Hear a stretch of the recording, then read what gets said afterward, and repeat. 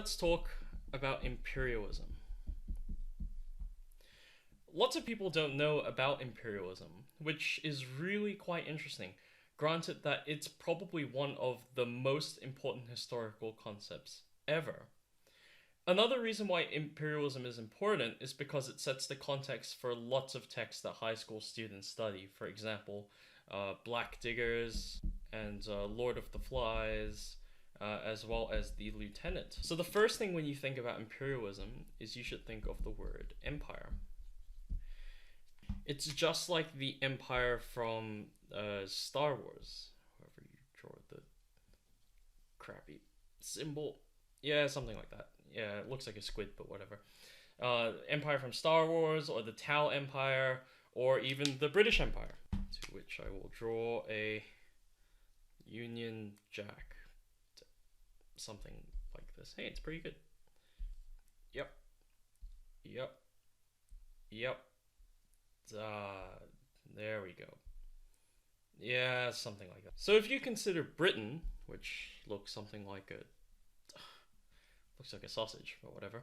If you consider Britain, it's an island, right? Which means that it's got lots of water around it. And that also means that the island has finite space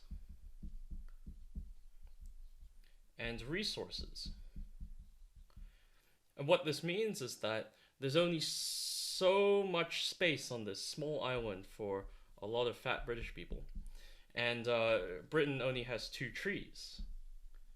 So if Britain only has 2 trees, where are they going to get more trees when these trees run out?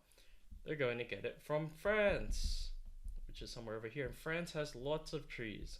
France has 4 trees. Boom. The other thing about Britain is that they happen to have a lot of guns. Oh, I drew another tree. Whatever. That's a gun. They have a lot of guns. Pew! And they also have lots of boats because they're an island. They need to go places. One of my favorite songs is a song called Rule Britannia. And it's basically how strong the British Navy was.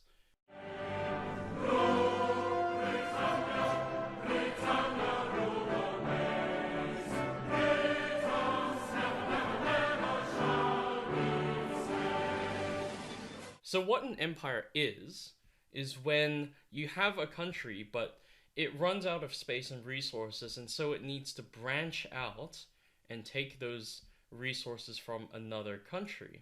And it's not an unheard of thing. Like even in the Bible, Daniel is taken from Judah when the Babylonians attack.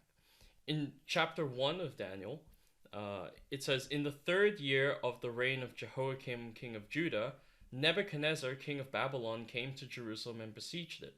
Then the king ordered Ashpenaz, chief of his court officials, to bring into the king's service some of the Israelites from the royal family and the nobility, young men without any physical defect, handsome, showing aptitude for every kind of learning, well informed, quick to understand, and qualified to serve in the king's palace.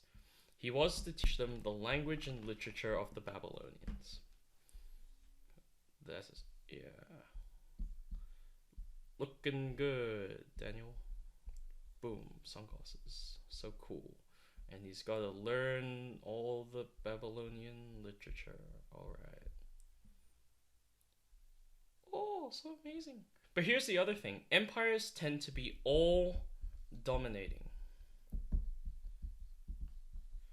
And what that means is that they don't just want to come into the country and take all their stuff. They want to actually transform the country to look like them. Another really interesting example in history of this is Woolarari Bennelong. I just butchered that, but he's an Aboriginal man in Australia, and he was taught to dress, speak, and even eat like the British. So if this is Daniel, let's transform him into Bennelong. British hat. British tie. Oh, it's a terrible tie. There we go. British hat, British tie. Bennelong. Boom. And he eventually just gave it all up. So no tie, no hat. And he went back to lead a clan. So why would an empire transform the invaded country to look like their own? Power is about changing the very nature of the country so that there is no distinction between them. Because if the country still keeps feeling like their own country, their own people starts feeling independent, then they might rebel or have an uprising. But if the country feels that it is Britain or Australia or whatever, then the likelihood of that goes down. And the reason why I think this is so interesting is that those born from 1990 onwards have no idea about this. They really don't. But it's the reason why they speak French in Vietnam or why Hong Kong is separate from China. It's a really important historical concept.